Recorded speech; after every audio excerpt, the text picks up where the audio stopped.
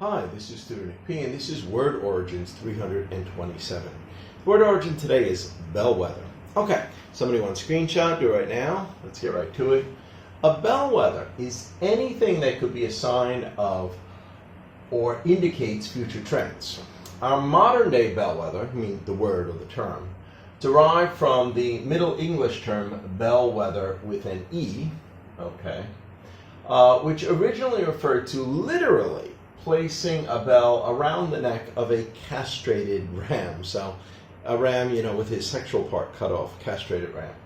The castrated ram was referred to as a wether, and this ram led a flock of sheep. So that's where the wether comes in. That was an old name for the castrated ram. And they put a bell around his neck, so you put the two together, that's a bellwether. From this practice, the shepherd could judge the movements of his sheep when he could no longer see them, because he could hear the bell, and the way the bell is moving, he could judge what direction they're moving in.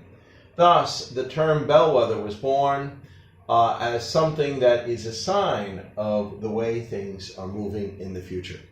Okay, great. And we got several examples here to show just how it's used. Here's the first one.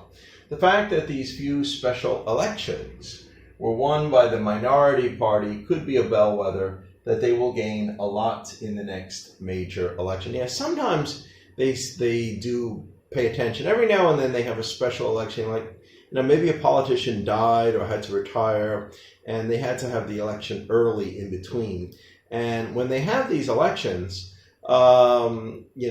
especially if they expected the other party to win and this party won, well, that could be a sign that the next election, this is the way the country is feeling, and things might go in that direction. So they often say that that could be a bellwether, could be a sign of what, the results will be in the next, major election.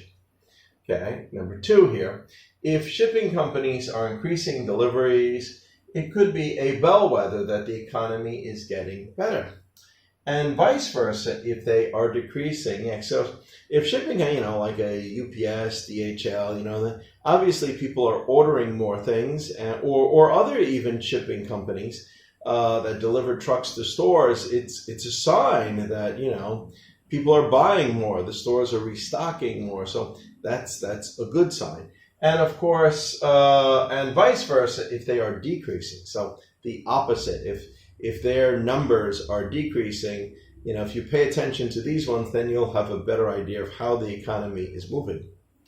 All right, number 3 here. They say Ohio is a bellwether state in an election because 93% of presidential elections, whichever candidate won Ohio, won the presidency. Well, that's one of the major swing states. Remember, there's usually 3 major swing states, and most of the time, the majority of the time, whoever wins 2, use 2 of the 3, or at least 2 of the 3. Of course, you can win all 3 too.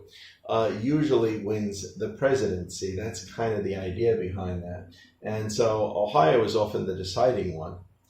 All right, number 4 here. Alcoa has often been considered a bellwether stock because so many industries use aluminum, and if they are doing well, it is a good sign. So because aluminum goes into so many things, and if they are producing more aluminum and selling more aluminum, must be companies need more, they're producing more, they're selling more. Okay, anyway, I hope you got it. I hope it was clear. I hope it was informative. Thank you for your time. Bye-bye.